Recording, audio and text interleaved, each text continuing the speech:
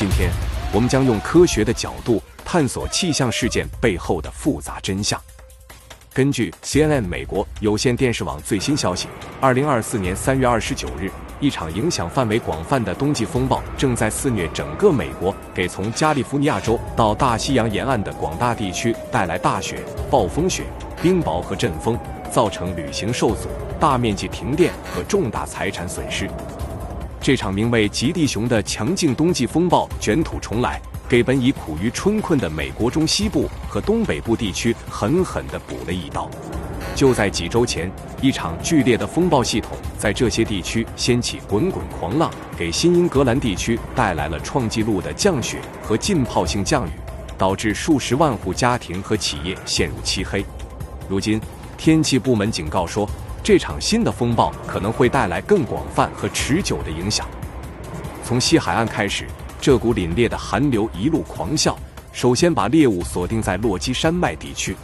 根据国家气象局的资料，到了周日早上，犹他州阿尔塔已经积雪超过12英寸。阿尔塔滑雪场报告24小时内降雪量达到惊人的22英寸。亚利桑那州弗拉格斯塔夫降雪量超过7英寸，以北12英里的贝尔蒙特小镇更是遭了殃，积雪达到10英寸。没过多久，这股凶猛的气流就越过了落基山脉，开始在中西部平原地区横冲直撞。科罗拉多州博尔德市的气象服务办公室报告说，降水呈现出前所未有的沙拉状，雨、雪、雹、冰粒和冰珠齐了，仿佛天开了个大口子，把所有的水凝物都倾泻而下。丹佛西南部的社交媒体视频确实显示，下午晚些时候冰雹簌簌落下。然而，这只是个开胃菜。周一和周二，这场名为极地熊的强劲冬季风暴就要在美国中西部平原和北部地方彻底肆虐了。气象部门警告说，暴风雪和大雪将从科罗拉多州北部、堪萨斯州延伸到明尼苏达州、内布拉斯加州和南达科他州，部分地区的积雪可达10英寸。吹雪和落雪将大大降低能见度，平原地区和明尼苏达州北部部分地区的暴风雪状况将持续到周二。美国国家气象局在最新消息中这样说，旅行有时可能非常困难或不可能。由于大雪、结冰和强风，某些地区可能会出现停电和树木损坏的情况。该机构还补充说，时速超过50英里的大风将导致一些地区出行几乎不可能。确实，随着天气条件急转直下，危险讯号已经在中西部平原和北部地方拉响。明尼苏达州一些地区的学校已经宣布关闭。明尼阿波利斯圣路易斯机场已有近1/3的航班被取消，圣保罗国际机场也有超过100个航班延误。谢谢您按赞、留言、订阅和开启小铃铛，我们每天更新。在南达科他州29号州际公路的一段路段，夜间交通缓慢，重型卡车艰难地在光滑的山路上前行。该州东部1/3地区的道路依旧湿滑，但没有发生致命事故的报告。内布拉斯加州中部的路况也十分危险，预计到周二，那里的积雪将达到8英寸。周一中午，积雪就已经有数英寸厚了。80号州际公路的一段区域已双向关闭，不再允许车辆通行。与此同时，在南方地区，雷雨和可怕的龙卷风已经虎视眈眈，做好了扑咬猎物的准备。周日，包括威奇托和道奇城在内的堪萨斯州和奥克拉荷马州已经开始遭遇阵阵狂风骤雨的袭击。夜间形成的暴风雨具备产生冰雹、龙卷风和破坏性阵风的能力。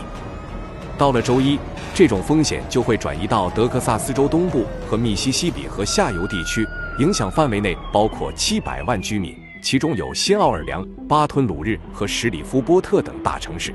气象部门警告说，下午和夜间形成的任何风暴都可能带来破坏性的阵风，甚至还可能伴有龙卷风。除了狂风暴雨，南部地区还面临着山洪的威胁。密苏里州、阿肯色州、密西西比州和阿拉巴马州截至周二的累计降雨量预计将在1到3英寸之间，部分地区更是可能达到4英寸。而在这片广阔地区的最南端，德克萨斯州南部的气象官员也在为野火肆虐的风险捏了一把冷汗。他们警告说，大风和干燥的天气可能会迅速蔓延任何一场失控的火灾。然而，当大自然在中西部和南方地区反复挥舞着毁灭的大鞭时，东北部地区也在经受着前一场风暴的余威。就在几周前，一场剧烈的风暴系统在这一地区掀起了滚滚狂浪。根据国家气象局的资料，截至周日下午，佛蒙特州西温莎的降雪量为 33.1 英寸，佛蒙特州兰德格罗夫的降雪量为32英寸，缅因州东米利诺基特的降雪量为29英寸。与此同时，在费城，周六的一场暴风雨带来了 3.06 英寸的创纪录降雨量，成为该市官方观测站有记录以来3月份最潮湿的一天。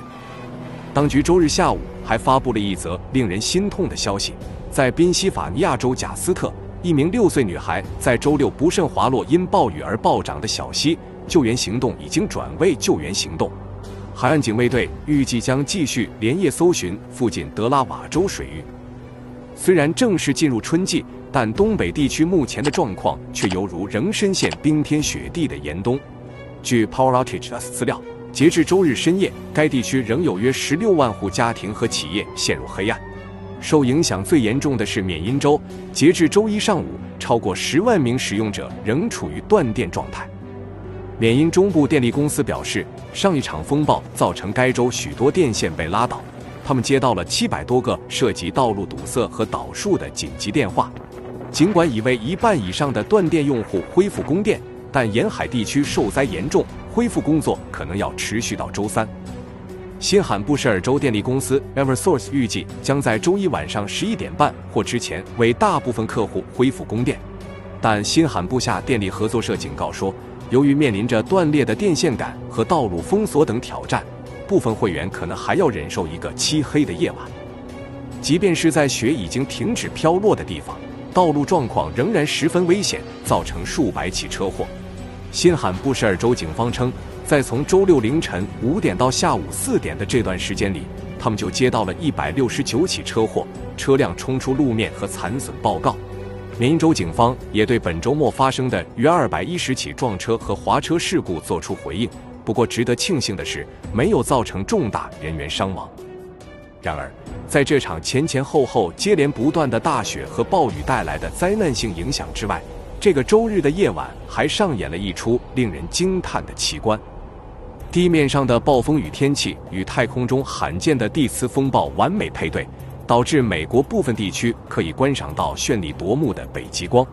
根据美国地质调查局的资料，这是由源于太阳的强大日冕物质抛射引发的地球磁场异常所致。从太平洋西北到东北内陆，一道灿烂的光幕在夜空徜徉，供这些地区的居民一饱眼福。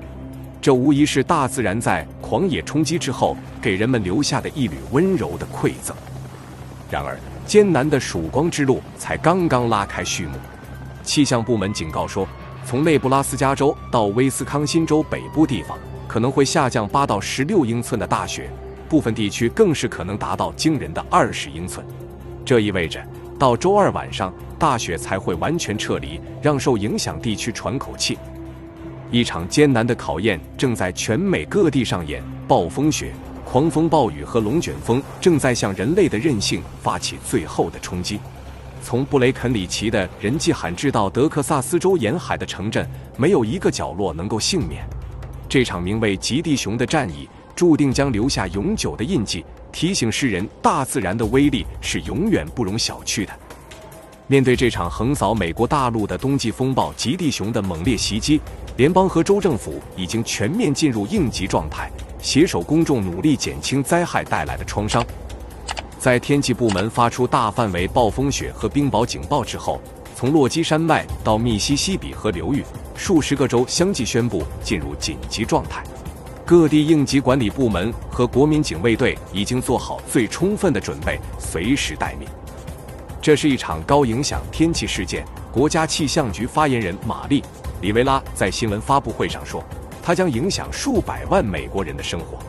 我们正与联邦和州政府紧密合作，提前做好各种准备工作，确保人民的生命和财产安全。确实，从中央指挥中心到地方执行力量，防灾减灾工作正如火如荼地进行着。无论是沙袋的分发、供暖中心的开设，还是除雪作业的安排，应对措施都卓有成效。据统计，截至发稿时，已经有超过200个供暖中心在受影响最严重的地区开放，为那些失去供电和供暖的居民提供临时庇护所。仅在缅因州就有14个这样的设施对外开放，供当地民众使用。与此同时，各地政府还动员了数千名工人和救援人员进行除雪和抢修工作，争分夺秒恢复正常运转。我们已经全面进入应急状态。缅因州州长珍妮特·米尔斯在一份紧急命令中这样写道：“我在此正式宣布，缅因州进入紧急状态。为了保护公众的生命、健康和安全，我下令所有可用资源都要为这场风暴做好准备。”与此同时，新罕布什尔州也在全州范围内采取了相似的行动。根据州长丹尼尔·科斯坦诺的命令，所有政府机构都必须全力支持应急救援行动，确保极端天气到来时，民众和基础设施能够得到最大程度的防护。权威人士还就如何在这种极端环境下保护自己和家人提供了一系列建议。根据国家气象局的说明，如果你必须外出旅行，请做好应对大雪和能见度极低的准备。同时，尽量避免不必要的长途行程，待在室内是明智的选择。此外，如果被困在室外或车内，请保持热量，尽量寻求帮助。如果被雪埋住，要尽力伸手帮助营救人员找到你。针对南方地区的龙卷风和暴风雨，国家气象局建议居民密切关注当地发布的警报，并随时准备前往地下室或内室等安全避难所。他还强调了简单的自救措施的重要性，比如蹲下并用手掌护住头部等。教育机构和交通运营商也在全力应对这场风暴。数十所学校已经宣布停课，商业航班也遭到了大面积取消和延误。根据联邦航空局的统计资料，单单在周一这一天，就有超过2000个航班因为恶劣天气原因而取消或延误。我们正在密切监视天气状况，并与各家航空公司保持沟通。联邦航空局发言人罗伯特·霍金斯表示，一旦发现任何可能影响飞行安全的情况，我们都将及时采取行动，确保旅客的安全。即便是在天气略有缓解的地区，当局也在呼吁民众保持高度警惕。比如在密苏里州，虽然大部分地区未受风暴的直接影响，但当地气象部门仍建议民众随时关注天气状况，并为可能到来的暴风雨做好准备。总的来说，面对瞬息万变的天气，美国正在用行动诠释着人定胜天的理念。尽管自然带来的威胁前所未有，但只要团结一心，共同努力，就一定能够战胜重重难关，维护人民的生命和财产安全。美国东部为何频频遭受暴风雪的袭击？这背后有着深层次的原因，牵扯到地理位置、气候条件和大气环流等多重复杂因素的交互影响。让我们一并展开讲述，揭开这层神秘的面纱。要理解东部为何易受暴风雪侵扰，我们不得不从这片土地的地理位置说起。东部地区紧邻大西洋，气候受海洋环流的影响颇深。北大西洋暖流将热带地区的温暖湿气源源不断地输送到东岸，为降水的形成提供了充沛的水汽。同时，北冰洋是个制冷工厂，它产生的寒流也不断向南输送。当来自热带的暖湿气流与北方的寒流在东部地区遭遇时，温差达到临界点，暴风雪就在所难免了。不仅如此，东部地区地形也为暴风雪的形成创造了有利条件。绵延数千公里的阿帕拉契脉从南往北纵贯整个东岸，山脉的阻挡作用令寒暖气流在此处发生剧烈对垒，暖湿气团被迫上升到更高的空间，水汽凝结形成大量雨雪。山脉西侧则形成下风陆地，降雪更为剧烈。阿帕拉契脉由于地形复杂，局部区域的小环境也会产生微观效应，加剧暴风雪的强度。再者，东部地区作为北美大陆东侧出海口，对大西洋上的低气压系统反应极为敏感。大西洋中部地区常年盘桓着强劲的锋面系统，将北方的寒冷空气和南方的暖湿空气隔离开来。一旦这些锋面系统减弱或改变路径，寒暖气团就会迎头相遇，引发剧烈的对流活动。大西洋沿岸自然成了这种对流的必争之地，暴风雪横扫东部几乎是必然结果。从更大的尺度来看，影响东部地区天气的还有环绕北极的风圈以及北大西洋年回圈等大气环流系统。北极风圈的强弱变化会直接左右来自极地的寒流能量，而大西洋年回圈的温度波动也会引发全球性的气压加热和降水格局的改变。这两股气候动力无时无刻不在影响东部地区的雨雪分布。除了上述地理和大气环流的原因，气候变化无疑也是导致东部雨雪激增的重要因素。全球变暖导致北极海冰急剧消融，进一步减弱了北极风圈的阻挡作用，让寒流更容易直捣东部。与此同时，海洋温度上升也增加了水汽的供给，为强降水提供了充足动力。可以说，东部地区正经历着一场气候变革引发的雨雪革命。此外，航空活动的增多也被指是东部暴风雪加剧的一个潜在原因。密集的航线造成的排放和凝结尾 trail 在一定程度上增加了云层中的水滴和冰晶，为强降水创造了有利条件。这种人为因素尚未得到科学界的广泛认同，但仍值得我们保持警惕。无论是地理因素、大气环流，还是气候变化和人为活动，种种原因相互交织，共同将东部地区架在了雨雪火线之上。现代气象学虽已取得长足进步，但依然无法完全掌控如此复杂的体系。我们只有在深入了解这些根源后，才能为暴风雪的来临做好充分准备，以减轻它给东部人民带来的创伤。这就是美国东部为何频繁遭受暴风雪袭击的原因所在。跨越时空维度，上下贯穿自然与人文，这些影响力量交织纵横，最终凝聚成了西北风中那盘旋的狂野之舞。面对大自然的威力，人类虽显得如此渺小，但只要我们秉持智慧，定能在暴风雪的阴霾中找到生存的途径，在艰难之中开拓出崭新的希望之路。面对频繁的暴风雪袭击，美国东部地区必须采取全方位的应对措施，从基础设施建设到应急预案，从公众教育到政策法规，都需要进行系统部署，以最大限度减轻灾害带来的冲击和损失。加强基础设施建设是东部地区防范暴风雪的当务之急。由于该地区城市化程度较高，相关基础设施的防灾能力直接决定了灾害发生时的减灾成效。因此，东部各州和城市需要加大对防雪设施的投入，提高供电、供热、交通等重要系统的防雪能力。比如在供电方面，东部地区应加强输电线路的防冰冻和补强措施，并建设储备充足的备用电源，确保供电系统在暴雪期间的可靠运行。同时还要提高变电站的防雪级别，安装防冻层等防护装置。供热系统也需要做好冬季大考的准备。城市应扩大集中供热管网的覆盖范围，提高管网的防雪能力。对于分散供热用户，则需加强储备足量的燃料，确保供暖不断。此外，交通运输系统在暴风雪期间发挥着至关重要的作用。各地需加大高速公路、桥梁的除雪防冻力度，配备足量的除雪设备和融雪剂。城市内部的道路、人行道也需提高防雪标准。机场方面则需加强除冰、防冻设施建设，并做好航班备降等应急准备。在基础设施建设的同时，东部各州和城市还需建立完善的应急回应体系，制定切实可行的应急预案。这些预案需涵盖防灾的各个方面，包括交通管控、上班停课、市政除雪、供电应急等，并明确不同级别预警时的具体措施。